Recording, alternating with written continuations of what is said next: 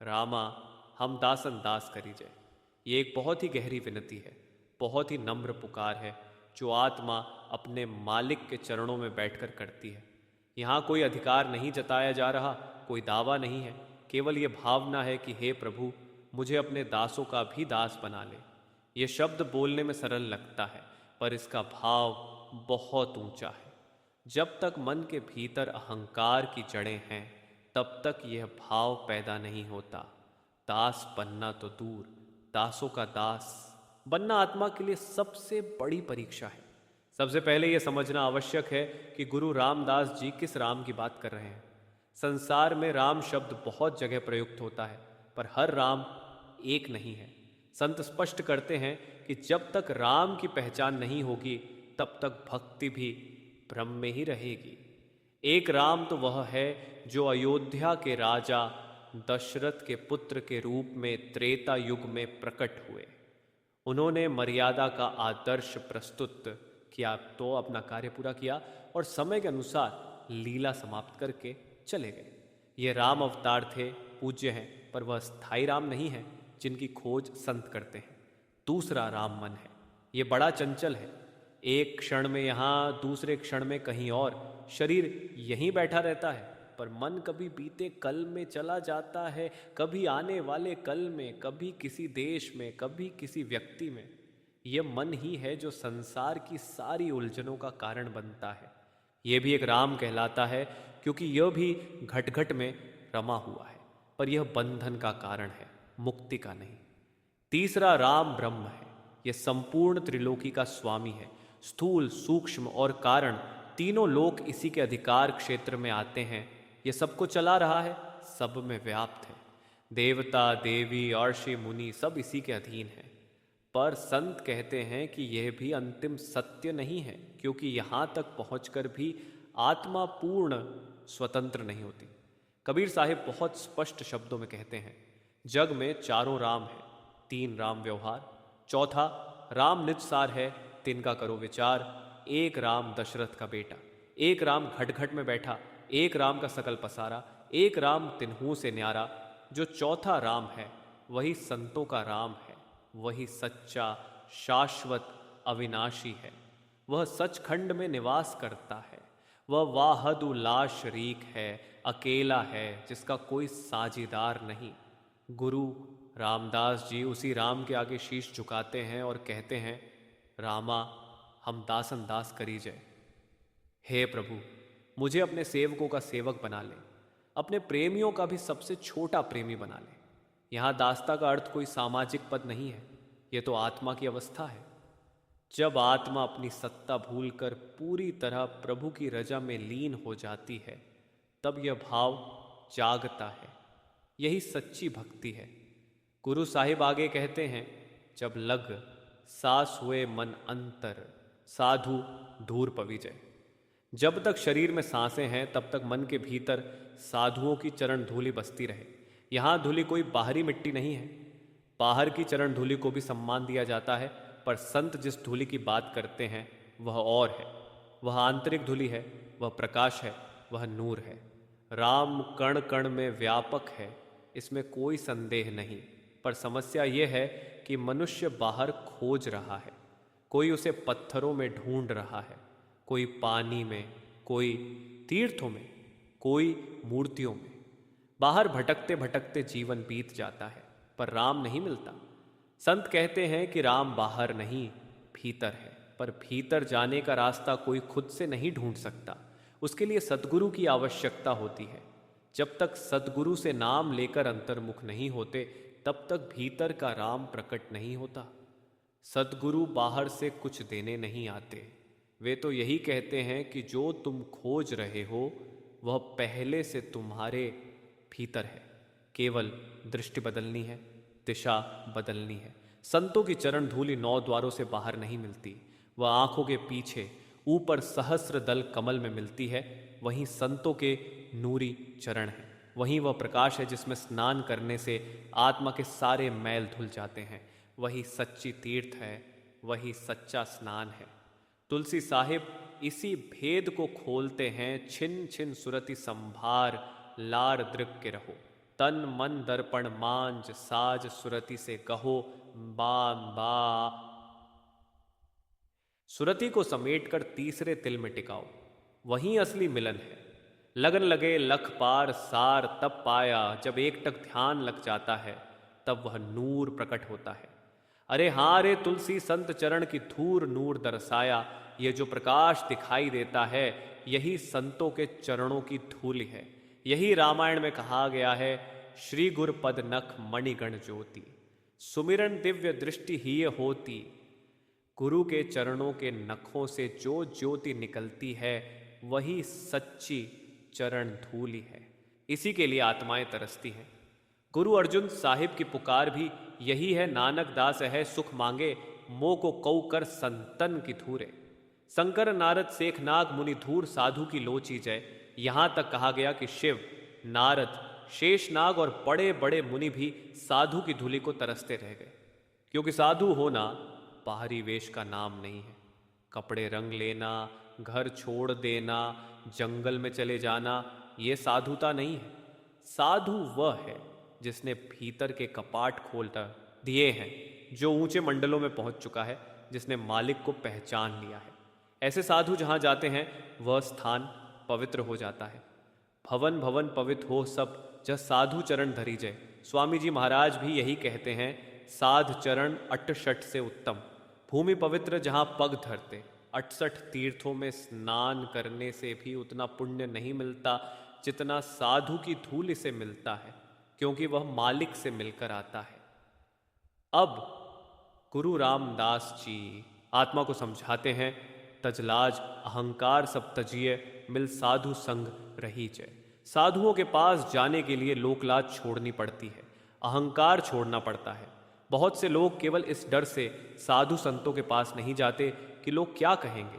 इसी लोकलाज के कारण आत्मा वंचित रह जाती है। साधुओं की संगति से ही मुक्ति मिलती है, इसके बिना कोई उपाय नहीं है। गुरु साहिब आगे बताते हैं कि साधु संघ का असली लाभ क्या है। धर्मराय कि कान चुकावे बिख डुबदा काड़ कड़ीजय, जो साधुओं के प्रेम में है उसे धर्मराज के दरबार में नहीं जाना पड़ता। मृत्यु के समय धर्मराज नहीं आता, सद्गुरु स्वयं आते हैं और आत्मा को साथ ले जाते हैं। यही संतों की करुणा है, यही उनकी दया है। कबीर साहिब भी यही आश्वासन देते हैं, सोना काई ना लगे लोहा खून नहीं खाए। बुरा भला जो गुरु भक्त कबहू नरक नहीं जाए। जैसे सोने को जंग नहीं लगता, वैसे ही जो सतगुरु का भक्त है वह नरकों में नहीं जाता। भले ही उसमें कमियां हों, पर सतगुरु उसकी लाज रख लेते हैं। आप तुलसी साहिब और उनके शिष्य हृदय के बीच हुआ वह संवाद सुन चुके हैं, जिसमें यह स्पष्ट किया गया है कि संतों की करुणा कितनी गहरी और व्यापक है। वहां बताया गया है कि यदि संतों का कोई जीव अपने खोटे कर्मों के कारण नरक में भी चला जाए, तो संत उसे वहां छोड़कर चैन से नहीं बैठते।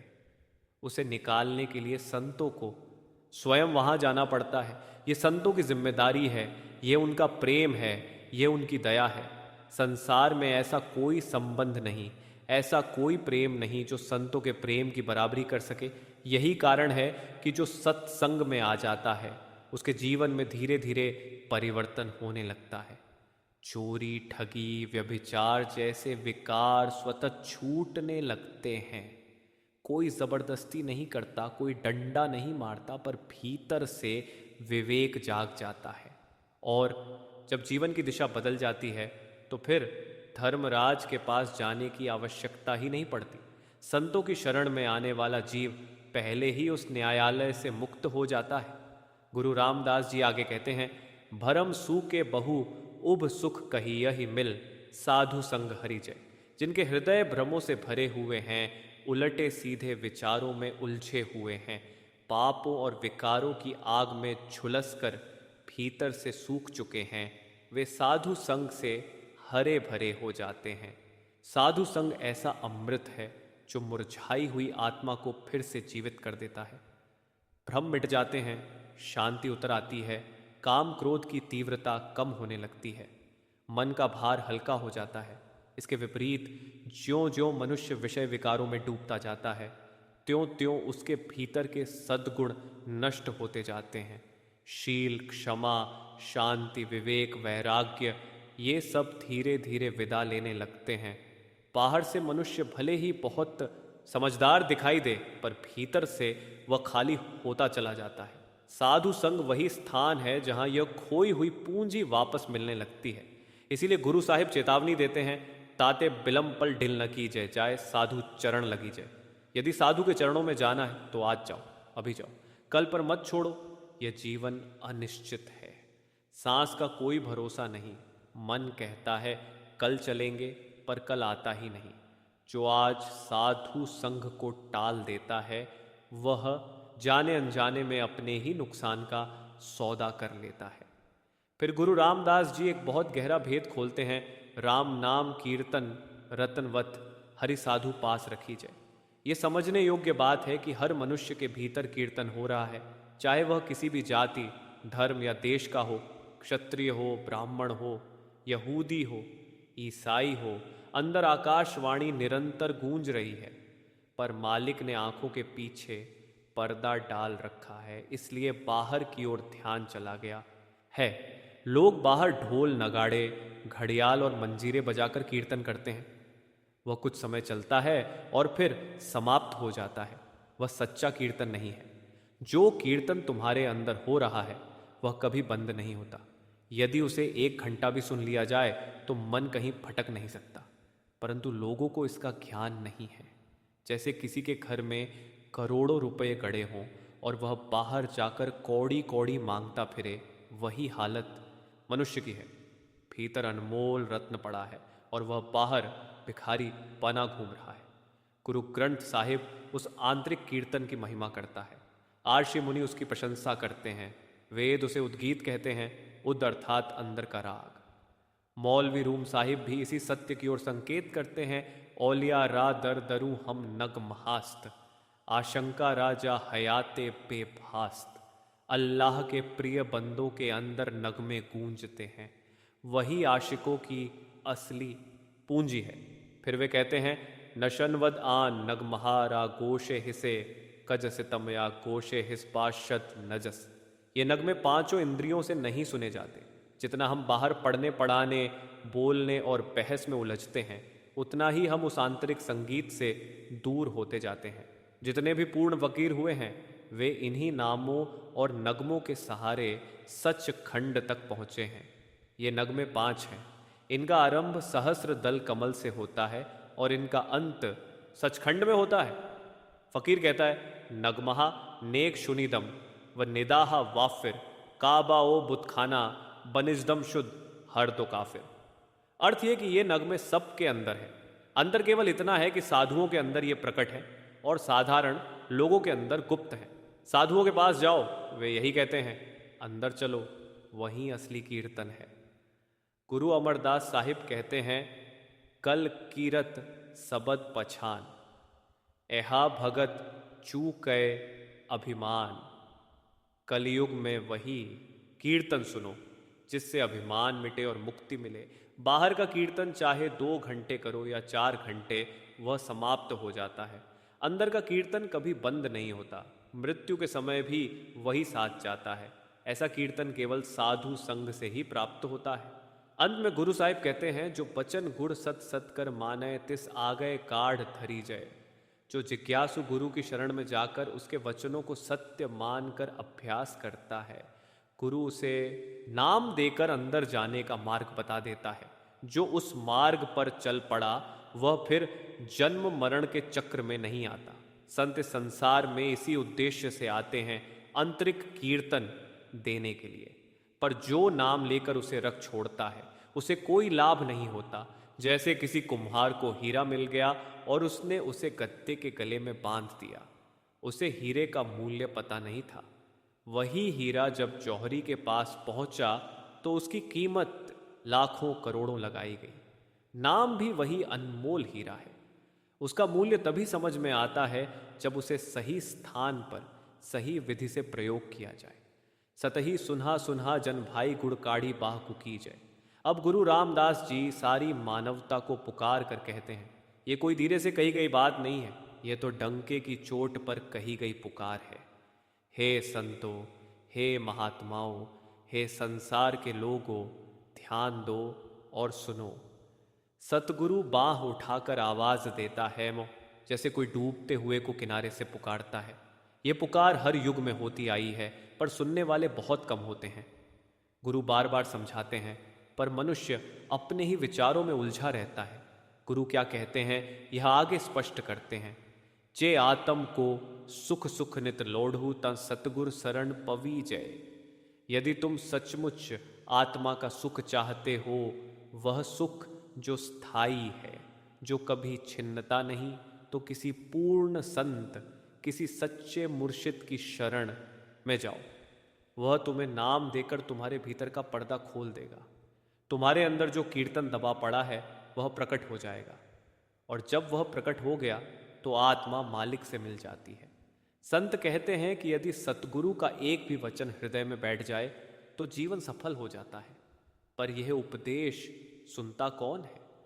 बहुत से लोग तो यह कह देते हैं कि साधु संत समाज पर बोझ हैं, पर संत कहते हैं कि बोझ वे नहीं हैं जो सच्चे परमार्थ में स्थित हैं। बोझ वे हैं जो केवल भेष बनाकर इधर उधर मांगते फिरते हैं, जिनके भीतर अनुभव नहीं है। सच्चे साधु कभी किसी पर बोझ नहीं डालते, वे तो स्वयं संसार का बोझ उठाने आते हैं। एक प्रसंग सुनने योग्य है। एक बार स्वामी दर्शनानंद जी ने कहा कि गुरु अर्जुन साहिब ने बहुत बुरा किया है। यह सुनकर आश्चर्य हुआ कि इतना बड़ा संत ऐसा क्यों कह रहा है। पूछा गया कि उन्होंने ऐसा क्या किया है। उन्होंने कहा कि गुरु अर्जुन साहिब ने साधुओं की बहुत अधिक महिमा कर दी है। उन्होंने यह कहा, चरण साध के धोए धोए पियो, अरब साध को अपना जियो, साध की धूर करहु स्नान, साध ऊपर जाइए कुर्बान। उन्होंने कहा कि इन साधुओं ने तो लोगों को लूट लिया है। तब उनसे पूछा गया कि आप साधु किसे कहते हैं। उन्होंने कहा, ये जो भेष बनाकर पड़े फिरते हैं। तब समझाया गया कि साधु की पहचान यह नहीं है। उनसे पूछा गया कि जो 9 द्वार छोड़कर तुर्यापद में पहुंच जाए उसे आप क्या कहेंगे। उन्होंने कहा, उदासी। पूछा गया कि जो ब्रह्म में पहुंच जाए उसे क्या कहेंगे। उन्होंने कहा, योगी। तब समझाया गया कि यह जो स्थूल आवरण है यह आंखों के पीछे जाकर उतरता है, जो सूक्ष्म आवरण है वह तुर्यापद में जाकर उतरता है, जो कारण आवरण है वह पार ब्रह्म में पहुंचकर उतरता है। जो इन तीनों आवरणों को पार कर जाए वही साधु है, जिसे आप योगी कह रहे हैं। गुरु अर्जुन साहिब उसी को साधु कह रहे हैं। यह सुनकर दर्शनानंद जी बोले, फिर तो बात ठीक है, संसार में सब गीदड़ जैसे नहीं होते, बीच बीच में सच्चे साधु भी होते हैं। अब गुरु रामदास जी आगे कहते हैं, जे वड़ भाग होए अति नीका तां गुरमत नाम दृढ़ जय। यदि मनुष्य के बहुत श्रेष्ठ भाग्य हों तो वह किसी सच्चे गुरु, मुर्शिद या पीर के पास पहुंचता है और वह उसे नाम दे देता है। यह नाम कोई साधारण शब्द नहीं है। यह न किसी भाषा का है, न किसी जाति का। यह न अरबी है, न फारसी, न तुर्की, न संस्कृत। यदि यह किसी एक भाषा का होता तो बाकी सबके साथ अन्याय हो जाता। ये नाम सबके लिए समान है, क्योंकि ये हर एक के भीतर पहले से मौजूद है। जब मनुष्य को नाम मिल जाता है तो उसका कार्य केवल इतना नहीं कि वह उसे सुनकर रख ले। उसे चाहिए कि 9 द्वारों को छोड़कर ऊपर के आध्यात्मिक मंडलों में जाए और उस नाम को प्रकट करे। यही शिक्षा गुरु रामदास साहिब की है। यही सभी फकीरों की शिक्षा है। ईश्वरीय ज्ञान कोई नई खोज नहीं है, ये कोई आज का विज्ञान नहीं है। ये तो संसार बनने से भी पहले से चला आ रहा है। करोड़ों महात्मा आए हैं, करोड़ों आएंगे। बड़े भाग्यशाली वे हैं जो उनसे मार्ग पूछकर उस पर चल पड़ते हैं। अब गुरु साहिब आगे कहते हैं, सब माया मोह बिखम जग तरिये सहजे हरिरस पीजय। अब प्रश्न उठता है कि यदि गुरु नाम दे दे और मनुष्य अभ्यास करके भीतर के कपाट खोल ले तो लाभ क्या है। गुरु स्वयं उत्तर देते हैं कि जितना भी माया का मैल है वह उतर जाता है, आत्मा निर्मल हो जाती है और सहज ही उस परम लोक की ओर बढ़ चलती है। संसार का मोह जो पहाड़ की तरह भारी लगता है वह अपने आप हल्का हो जाता है। गुरु हर समय हर स्थान पर अंग संग रहता है। जब नाम की कमाई होने लगती है तब आत्मा 9 द्वार छोड़कर दर्जे बदर्जे ऊपर चढ़ती जाती है। पार ब्रह्म तक पहुंचकर सहज समाधि लग जाती है। पार ब्रह्म से सचखंड तक यही सहज समाधि बनी रहती है। वहां कोई जोर नहीं, कोई खींचातानी नहीं, सब कुछ सहज है, स्वाभाविक है। गुरु अमरदास जी इसी भेद को स्पष्ट करते हैं। वह गुणा विच सहज न पाए, त्रय गुण भ्रम भुलाए। पढ़िए गुणिए किया कथिए, जा मुंडहु गुत्था जाए। चौथे पद मह सहज है, गुरुमुख पलय पाए। तीनों गुणों के भीतर रहते हुए सहज अवस्था प्राप्त नहीं होती। तीनों गुणों में भ्रम ही भ्रम है। पढ़ने बोलने और बहस करने से कुछ नहीं होता, क्योंकि सिर तो माया में ही उलझा रहता है। सहज अवस्था तो चौथे पद में है, और वह केवल वही प्राप्त करता है जो गुरु के मुख से मार्ग लेकर भीतर चलता है। माया माया के जो अधिकाय विच माया पचय पचीज है। गुरु रामदास जी बहुत करुणा के साथ परंतु बड़ी स्पष्टता से कहते हैं कि जो मनुष्य जीवन पाकर भी किसी संत, किसी महात्मा या किसी पूर्ण मुर्शिद तक नहीं पहुंचे, वे माया के ही होकर रह गए। वे संसार में माया भोगने आए थे, पर हुआ यह कि माया ने उन्हें ही भोग लिया। वे समझते रहे कि वे संसार का उपभोग कर रहे हैं, पर वास्तव में संसार उन्हें खा गया। जैसे कीड़े मिट्टी में ही पैदा होते हैं और मिट्टी में ही समाप्त हो जाते हैं, वैसे ही वे दुनिया के कीड़े बनकर दुनिया में ही रह गए। आत्मा का उद्देश्य पूरा नहीं हुआ। यात्रा वहीं रुक गई जहां से शुरू हुई थी। मनुष्य जन्म का मूल्य इसी बात में था कि वह माया के पार जाने का मार्ग ढूंढता, पर जिसने यह अवसर खो दिया वह बार बार उसी चक्र में घूमता रहा। माया का स्वाद लेते लेते आत्मा स्वयं माया में गल गई, पच गई और उसका अस्तित्व ही दब गया। अज्ञान अंधेर महापंथ बिखड़ा, अहंकार भार लद लीजय। जिनको नाम नहीं मिला, जिनके जीवन में कोई सच्चा साधु नहीं आया, वे आंखों के बाहर ही बाहर जीते रहे। विषय विकारों में ही उनका पूरा जीवन बीत गया। वे अंधकार में आए और अंधकार में ही चले गए। भीतर के प्रकाश का उन्हें कोई पता नहीं चला। संसार की दौड़ धूप, भोग विलास, मान प्रतिष्ठा, इन सब में सारी उम्र खर्च हो गई और जाते समय वे अहंकार का भारी बोझ अपने साथ ले गए। किसी को अपने धर्म का अहंकार था, किसी को जाति का, किसी को धन का, किसी को ज्ञान का, किसी को देश का। किसी ने किसी बात को पकड़ा, किसी ने किसी को, पर अपना मूल किसी ने नहीं जाना। बाहर की चीज़ों को ही अपना समझ लिया, भीतर के सत्य से कभी परिचय नहीं हुआ। मनुष्य बहुत कुछ जोड़ता रहा, पर आत्मा के खाते में कुछ नहीं आया। नानक राम रम रम रम रम राम ते गत कीजय। इतना सब कहने के बाद गुरु साहिब फिर सरल उपाय बताते हैं। तेरे अंदर राम है, उसी में रम जा। बाहर ढूंढने की आवश्यकता नहीं है, उसी राम में लीन हो जा, ताकि तेरी गति हो जाए, ताकि आत्मा का उद्धार हो जाए। ये कोई कठिन साधना नहीं है, ये तो दिशा बदलने की बात है। दृष्टि को बाहर से भीतर की ओर मोड़ने की बात है। सद्गुरु मिलयता नाम दृढ़ाए, राम नामे रलय मिली जय। गुरु कहते हैं कि किसी सद्गुरु की खोज कर, वह सद्गुरु तुझे नाम प्रदान करेगा और तेरी आत्मा को शब्द के साथ जोड़ देगा। नाम मिलना ही आरंभ है, उसके बाद अभ्यास द्वारा अंतर के कपाट खुलते हैं। आत्मा धीरे धीरे ऊंचे मंडलों में प्रवेश करती है, शब्द में लीन होती जाती है, और जब शब्द में पूरी तरह लीन हो जाती है तब राम में रम जाती है। वही रमण, वही मिलन आत्मा का परम लक्ष्य है। यह यात्रा बाहर से भीतर की है, अनेक से एक की है, बिखराव से समर्पण की है। गुरु और शिष्य के बीच का यह संबंध केवल शब्दों का नहीं, अनुभव का है। जब अनुभव आता है तब सारे संदेह अपने आप मिट जाते हैं। तब न माया का भय रहता है, न मृत्यु का। आत्मा अपने घर लौट आती है। यही गुरु रामदास जी के शब्दों का अंतिम संदेश है। जीवन का अवसर बहुत बड़ा है, पर समय बहुत कम है। माया की पकड़ मजबूत है, पर नाम की शक्ति उससे कहीं अधिक है।